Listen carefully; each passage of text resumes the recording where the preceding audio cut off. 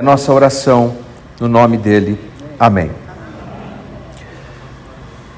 Nós seguimos a nossa série de mensagens titulada Ação de Graças, esse mês todo de novembro.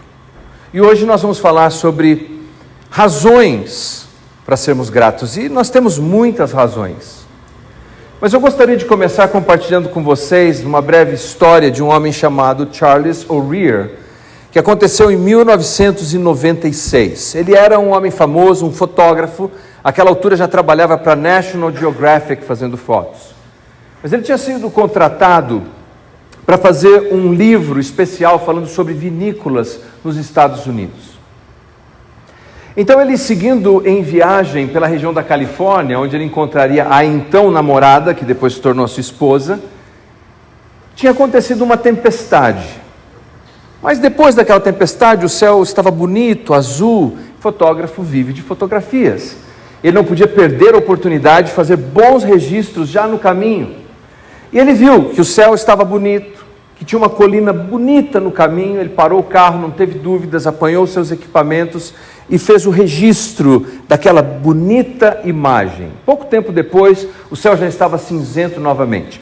4 fotografias era o que ele tinha.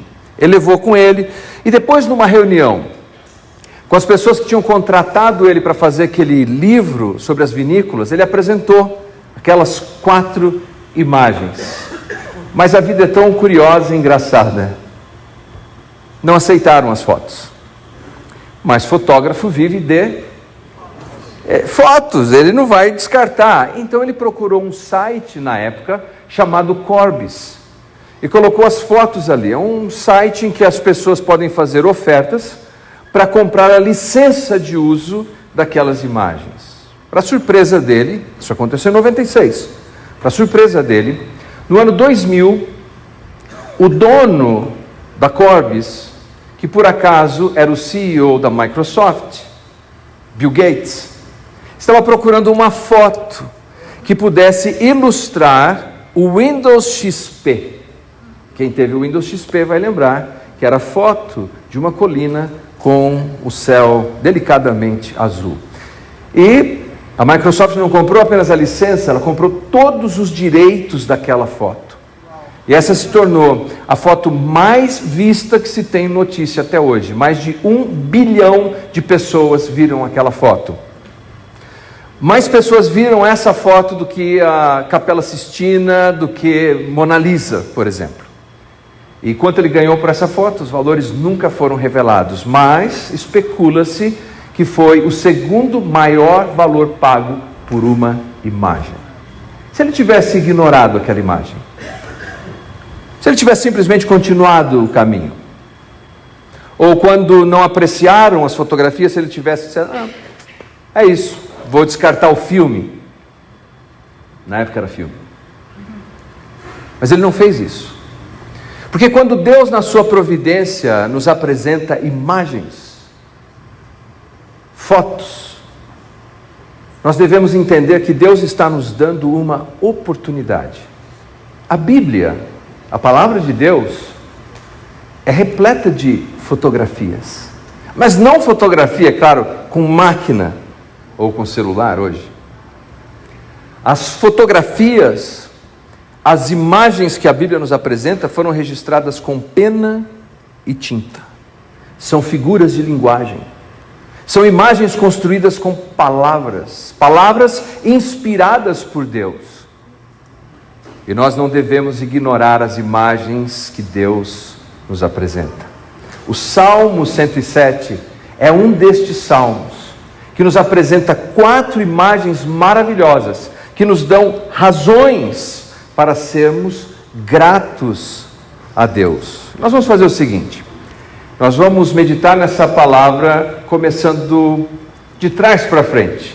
Nós vamos começar com o fim do Salmo. Abra sua Bíblia, por favor, no Salmo 107, versículo 43. Eu vou ler em algumas traduções diferentes, para que tenhamos a sensação mais profunda possível, que chegue mais próximo possível da intenção do autor. Salmo 107, versículo 43. E eu encorajo depois na sua casa, leia o salmo inteiro, que aqui ele é longo, não daria tempo de fazermos isso no culto. Se você encontrou, diga amém. Amém. Quem é sábio, atente para essas coisas e considere as misericórdias do Senhor. Nova Versão Internacional. Reflitam nisso os sábios e considerem a bondade do Senhor. Nova tradução na linguagem de hoje. Que aqueles que são sábios pensem nessas coisas e meditem no amor de Deus, o Senhor. Almeida, corrigida fiel. Quem é sábio, observará estas coisas, e eles compreenderão as benignidades do Senhor. Primeiro, note que o autor do Salmo, que nós não sabemos exatamente quem é o autor humano, sabemos que é um salmo inspirado por Deus, uma poesia inspirada por Deus, ele toma por empréstimo um conceito que é mais comum no livro de Provérbios. Ele fala sobre sábios. Mas a sabedoria da Bíblia não é uma sabedoria como da filosofia especulativa dos gregos, em que você fica conjecturando a respeito das coisas. A sabedoria bíblica é uma sabedoria que eu gosto de dizer que é de calça jeans, tênis e camiseta. É uma sabedoria para ser aplicada no dia a dia. Não é um conhecimento para apenas debatermos ideias e divergirmos das pessoas. Não.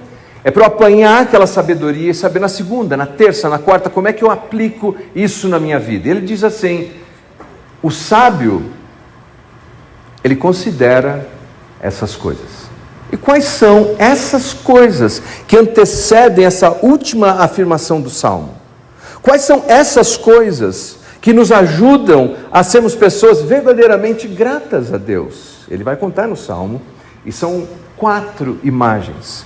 Ele vai nos apresentar a imagem de um deserto, a imagem de uma detenção, de uma prisão, a imagem de uma pessoa doente, a imagem de um dilúvio, de uma tempestade. E por causa dessas realidades, dessas imagens, ele nos dá as razões por que devemos ser gratos a Deus. Mas este salmo, Salmo 107, ele é, no seu contexto, um salmo que faz parte de uma trilogia. Como os filmes que você assiste. Sabe quando anunciam aquele filme novo e começa a aparecer o trailer, e você cutuca o amigo, olha, você vai assistir? Se o livro dos Salmos e estes salmos fossem filme, seria assim, puxa, você viu? Já está em cartaz o Salmo 105. Você vai assistir, olha, sensacional. E o Salmo 105 é a história de como Deus abençoa o seu povo, poeticamente contada. Mas depois veio o Salmo 106. Rapaz, você não pode perder. Está saindo agora o Salmo 106. Olha, eu ouvi dizer que a história é terrível. É a história do povo que se rebelou contra o Deus que os abençoou generosamente. É isso. O Salmo 106 é a poesia contada de um povo que, apesar de tantas bênçãos, se rebelou contra Deus. E aí vem o Salmo 107, é o melhor da trilogia. É um salmo que nos convida a agradecermos a Deus, porque quando rebeldes clamam a Ele em desespero, Ele continua atendendo. Por isso o primeiro versículo do Salmo 107 é: rendei graças ao Senhor, porque Ele é bom, porque a sua misericórdia, a sua benignidade, o seu amor dura para sempre. Você deve ter percebido na nossa leitura que cada tradutor optou por verter a palavra hebraica recede de uma maneira diferente. O amor, a benignidade, a fidelidade. Isso porque a palavra recede não tem tradução exata em língua portuguesa. Eu gosto de traduzir assim, já disse algumas vezes aqui. Recede significa que Deus nos ama teimosamente. É um amor teimoso. É um amor que não desiste de nós. É um amor que não desiste do seu povo. Poderia ouvir um aleluia nesse ponto. Isso. Então, neste salmo de ação de graças, ele vai apresentar as razões, a causa por que devemos agradecer a Deus. E a primeira, deserto. Essa imagem é apresentada dos versículos 4 até o versículo 9, mas eu não vou ler todo, eu vou ler apenas o versículo 4 e 5. Veja como o poeta bíblico nos apresenta. Andaram errantes pelo deserto, por ermos caminhos, sem achar cidade em que habitassem. Famintos e sedentos, desfalecia neles a alma. Por que este povo foi parar no deserto? Por causa da sua própria rebeldia. Eles se afastaram de Deus, e esse afastamento de Deus fez com que o povo desembocasse numa terra de isolamento absoluto. Deserto. Quando você está no deserto, alguns sintomas estão presentes. Dentre eles, confusão mental. O deserto não é necessariamente um lugar seco. O deserto é necessariamente um lugar deserto, isolado. E eu já experimentei isso na minha vida. Quando eu tinha talvez 13 anos de idade. Eu não venho de uma família evangélica, como vocês sabem, não venho de uma família praticante da fé cristã, embora nominalmente fizessem essa afirmação. Mas o meu amigo Fábio fazia parte de uma família cristã, evangélica, protestante, o nome que você quiser, aí você escolhe. E o Fábio me convidou para que nós fôssemos fazer a trilha aqui da Serra do Mar, que sai de Mogi das Cruzes e desce até Bertioga. Ele tinha feito essa trilha com uma igreja, que tinha um guia, tinha adultos, que tinha segurança. E ele resolveu me convidar para irmos apenas nós dois adolescentes. Como nós imaginávamos que era uma atividade recreativa sem aprovação dos pais, nós resolvemos não contar para eles. E saímos sem equipamento, sem estar devidamente preparados, e fomos fazer a mesma trilha. Eu me lembro até hoje que quando chegamos na trilha, o Fábio disse assim, ele me chama de Lê, até hoje me chama de Lê. Ô Lê, melhor a gente orar. Eu falei, orar? Orar? Abri a minha mochila, arranquei uma fita de cabelo, o Rumble estava em alta na época. Amarrei a fita do Rumble aqui, olha. Falei, eu não preciso de oração. E entramos, mata dentro. As horas foram passando, e o que aconteceu? Completamente perdidos. Completamente perdidos. Todas as direções que nós olhávamos pareciam ser a mesma. Nós estávamos num deserto, um lugar deserto, um lugar sem direção. Não sei para onde ir nesse momento. E se você quer encorajar alguém que não acredita em Deus a orar, coloque ele no deserto. Porque foi o que aconteceu comigo. Quando ele disse agora a segunda vez, Lê, é melhor a gente orar, eu falei, agora. Pode orar do jeito que você quiser. E pela boa provisão de Deus, 3 homens equipados apareceram lá no meio daquela mata e nos guiaram de volta até a estrada, onde conseguimos pegar um ônibus e voltar para casa. Graças a Deus, eu fiquei com tantas assaduras na perna que nunca mais eu esqueci aquela experiência. No deserto. A experiência do deserto é uma experiência de escassez, como se faltasse tudo. É uma experiência de angústia. Aaron Ralston, que foi um homem, um aventureiro norte-americano, em 2003, você provavelmente vai lembrar da história dele. Ele foi fazer uma escalada num cânion nos Estados Unidos e acabou sofrendo uma queda e ficou preso pelo braço. Tem até um filme sobre ele. E enquanto ele estava lá, ele começou a sofrer daquilo que se sofre no deserto, desidratação. Ele sofria de hipotermia à noite, de fome, de exaustão, de confusão mental, do isolamento que ele estava experimentando ali. E a única saída que ele encontrou para continuar vivo, se você lembra da história, foi serrar o próprio braço que estava preso no penhasco.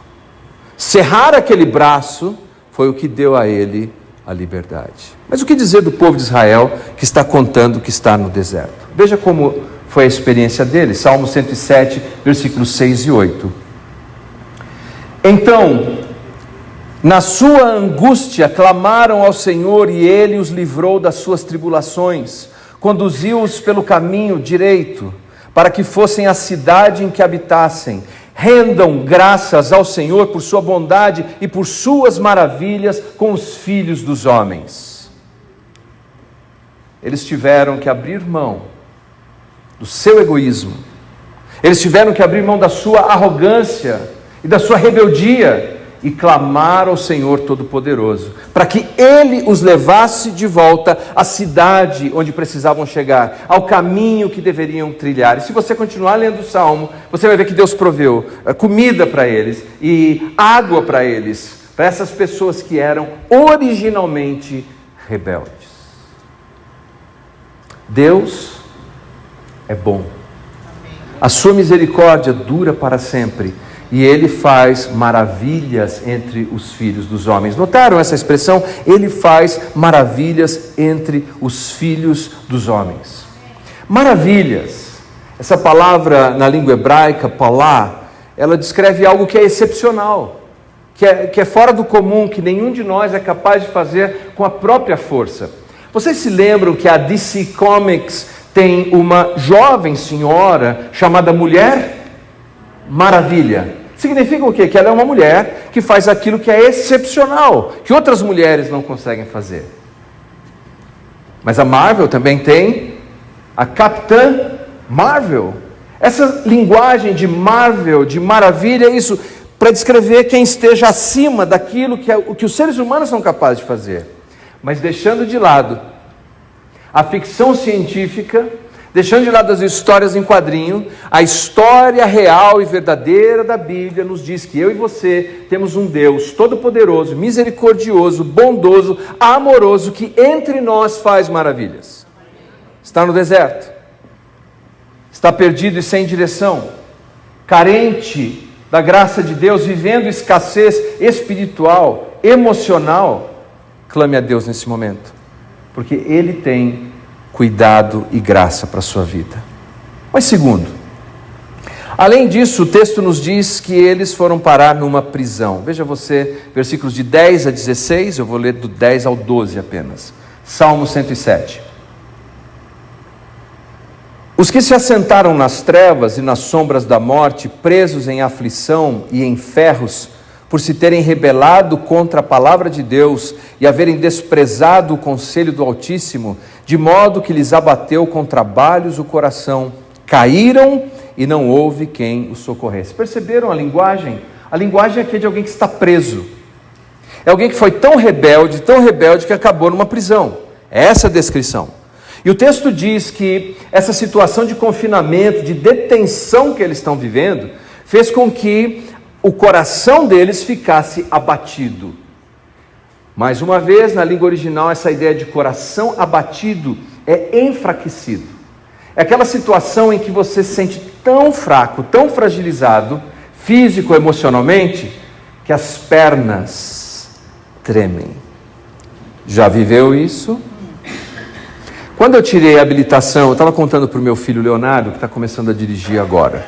E eu contei para ele que quando eu tirei a habilitação, eu senti o desejo que eu precisava passar por uma espécie de batismo de experiência como motorista. E eu peguei o meu Fusca e decidi que ia até o centro de São Paulo, onde eu trabalhava na época de Fusca. Mas eu só tinha feito autoescola, nunca tinha dirigido antes. Primeira, segunda, 30 km por hora, com uma pessoa te orientando. E eu fui para São Paulo. Quando eu cheguei na Marginal, e aqueles caminhões passavam por mim, e na época não existia GPS, era tudo no mapa, você tinha que saber norte, sul, leste, oeste, como é que chega lá. Lembra que as letrinhas, os números, cruzavam tudo aquilo? Eu não conseguia nem estacionar o carro para olhar o mapa. De tão assustado, porque quando passavam os caminhões, o Fusquinha tremia na Marginal. Eu não sei nem como eu andei e consegui voltar para minha casa em Suzano. Não cheguei no destino. De tão assustado, quando eu desci do carro, eu me lembro como se fosse hoje. A minha perna desceu assim, olha. Quando eu leio, que diz assim, abateu o coração, é isso. É assim, ficou tão fragilizado que a perna treme agora. Eles estão presos dessa maneira. Mas você observou o que disse o texto? Com atenção, o texto diz assim no versículo 11, por se terem rebelado. Eles foram parar ali de maneira que o joelho está trêmulo, que o coração está abatido por sua própria rebeldia. E como eles saem de lá?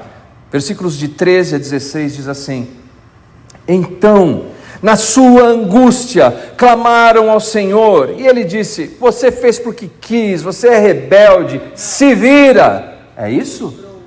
Não. O texto diz: eles clamaram ao Senhor, Ele os livrou das suas tribulações, tirou-os das trevas, das sombras da morte. E veja a beleza disso, Ele despedaçou as cadeias. Rendam graças ao Senhor por sua bondade, por suas maravilhas para com os filhos dos homens, pois arrombou as portas de bronze, quebrou as trancas de ferro. Deus traz libertação até mesmo para quem foi rebelde. Clamem ao Senhor. E a única resposta cabível é render graças ao Senhor, porque Ele é bom, a sua misericórdia dura para sempre, e Ele faz maravilhas no meio do seu povo. Nós temos ainda uma terceira razão porque podemos agradecer a Deus, e essa talvez seja surpreendente: doença e restauração. Dos versículos 17 a 22, o salmista nos dá mais uma imagem, mais uma fotografia, agora de alguém que adoeceu. Vamos ver os versículos 17 e 18. Está comigo aí no Salmo 107, amém? Os estultos, por causa do seu caminho de transgressão e por causa das suas iniquidades, serão afligidos. A sua alma aborreceu toda sorte de comida e chegaram às portas da morte. Esse texto apresenta alguém que adoeceu de tal maneira que não tem nem mais apetite, não tem mais vontade de comer. Importante esclarecer o seguinte: nem toda doença que se tem é causada por um pecado. Tudo bem? Nem toda doença que alguém tenha é causada por algum pecado pessoal. É que nesse mundo caído, obviamente as pessoas adoecem, as pessoas mais santas e piedosas adoecem. Mas isso não quer dizer que não existam doenças que sejam uma manifestação do juízo de Deus. Como, por exemplo, o presbítero Alexandre leu na carta aos Coríntios sobre a ceia do Senhor. Ele não citou exatamente esse versículo, mas está no mesmo capítulo, que diz assim: que quem come e bebe do corpo de Cristo sem discerni-lo, come e bebe juízo para si, e é por isso que há entre vós alguns doentes, e um eufemismo, e outros que dormem. Um eufemismo para dizer gente que morre. Nem toda doença é causada por causa de um pecado pessoal, mas há doenças que são causadas por causa de rebeldia e de pecado pessoal. Como se Deus, diz lá em Hebreus capítulo 12, estivesse disciplinando. Era o caso aqui. Aliás, nós temos um exemplo no Antigo Testamento, em Números capítulo 12, versículos de 10 a 15. Eu vou apenas citar a história. É a história de Miriam, irmã de Moisés. Miriam, ela se rebelou contra Moisés, que naquele momento, no Antigo Testamento, representava a autoridade de Deus. Ele contraiu novas núpcias, e a irmã não gostou. E a irmã passou a fazer críticas a Moisés, o que naquele contexto era um prejuízo à obra de Deus, não à pessoa de Moisés. E Deus se irou com aquilo, e o texto nos diz que Deus fez com que a lepra contaminasse Miriam.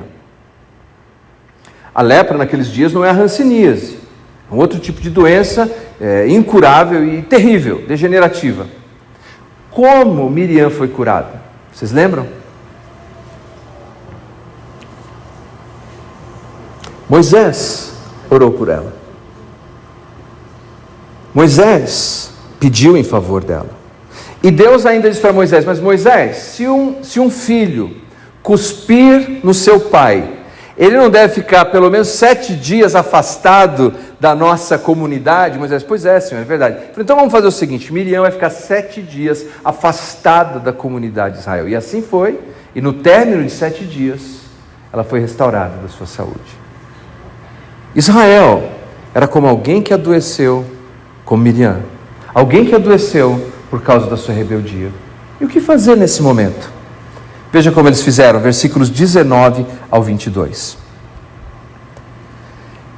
Então, na sua angústia, clamaram ao Senhor, E ele os livrou das suas tribulações, enviou-lhes a sua palavra e os sarou, e os livrou do que lhes era mortal. Rendam graças ao Senhor por sua bondade, por suas maravilhas para com os filhos dos homens. Ofereçam sacrifícios de ações de graças e proclamem com júbilo as suas obras. Rendam graças ao Senhor. Independente do que causou o meu deserto, independente do que causou a minha detenção, a minha prisão, independente do que causou o meu adoecimento, eu tenho uma certeza absoluta: Deus é bom, a sua misericórdia dura para sempre. Clamemos ao Senhor, busquemos ao Senhor, confiemos no Senhor. E a última imagem que o salmista nos dá é a imagem de um dilúvio. Dos versículos 23 ao 32, eu também vou ser econômico, vou ler do 23 ao 27.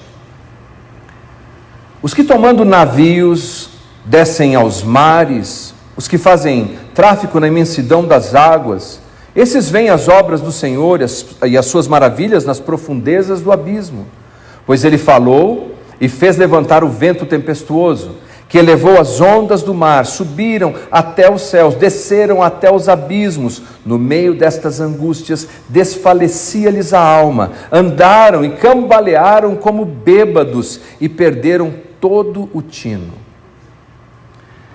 Agora a imagem é clara, um grupo de marinheiros que saem para o mar, para fazer aquilo que eles sabem fazer, que eles têm habilidade, mas parece que é gente que decidiu, que é tão competente, que nem precisa de Deus. Isso aqui não precisa de Deus, eu mesmo resolvo, eu mesmo faço. Só que quando eles entraram nesse espírito de rebeldia, lembrando que são figuras de imagem que falam primeiramente do povo de Israel, esse salmo provavelmente é um salmo pós-exílico, mostrando como Deus restaurou o seu povo depois do exílio babilônico.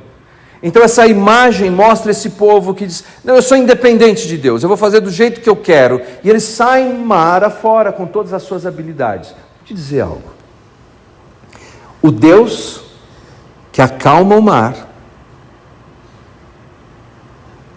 é também o Deus que agita o mar. Nós sempre gostamos de pensar em Deus como aquele que acalma o mar, mas o salmista nos diz que Deus também é aquele que agita o mar. Porque Deus não vai permitir que seus filhos sejam bem-sucedidos num estado e numa atitude de rebeldia. E para trazer os seus filhos de volta e, na verdade, protegê-los e ajudá-los a crescer de maneira piedosa, Deus agitará o mar. E algumas vezes o barco está balançando. Lembra da história de Jonas? Essa é a história de Jonas. Jonas, ele se afastou de Deus e acreditava que tudo ia dar certo. E o que fez Deus? Agitou o mar. Algumas vezes, quando o nosso mar está agitado, nós devemos perguntar: Senhor, por que esse mar está agitado? Eu clamo ao Senhor. Traga, Senhor, um mar tranquilo novamente. Eu preciso desse mar tranquilo. Porque veja, a nossa sociedade pós-moderna não olha para os fenômenos da natureza como os antigos hebreus viam. Eles olhavam para fenômenos como chuvas, ventos, tempestades, como uma codificação de teofania. Teofania é a aparição divina, é Deus aparecer no meio de fenômenos naturais. Se eles morassem aqui na nossa região, com a ventania que deu outro dia, eles iam dizer: Deus está zangado com alguma coisa. Deus está querendo ensinar alguma coisa. Se eles morassem nos nossos dias e vissem no noticiário climate change, global warming, eles diziam: olha, o negócio não é só resolver o arroto do boi em algum lugar, não. Acho que Deus está querendo dar uma mensagem para a humanidade. Talvez nós estamos precisando nos arrepender dos nossos pecados. Talvez nós estamos vivendo muito independentes de Deus. Eles olhariam para tudo isso como um apelo divino, como uma intervenção divina. Eles olhariam como um símbolo de caos, que deveríamos correr para Deus para encontrar ordem. Mas nós olhamos e falamos: você viu a temperatura hoje? Estava tão quente. Olha, você viu, eu vi que essa semana vai ter muitas chuvas. Nós deveríamos olhar para a revelação natural e fazer um exercício de introspecção e dizer: Deus, há algo na minha vida que eu preciso mudar. Há algo na minha vida que eu posso melhorar. Como eu posso estar mais perto do Senhor e olhar para os fenômenos naturais? E por favor, eu não estou negando a ciência e o valor da observação e dos estudiosos desse campo.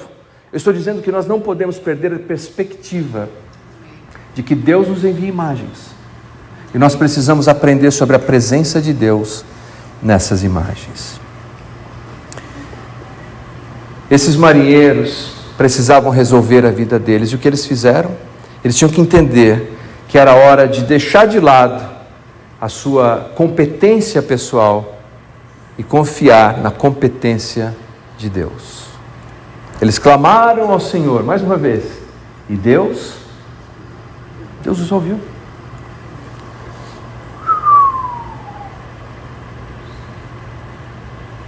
Acalmou o mar.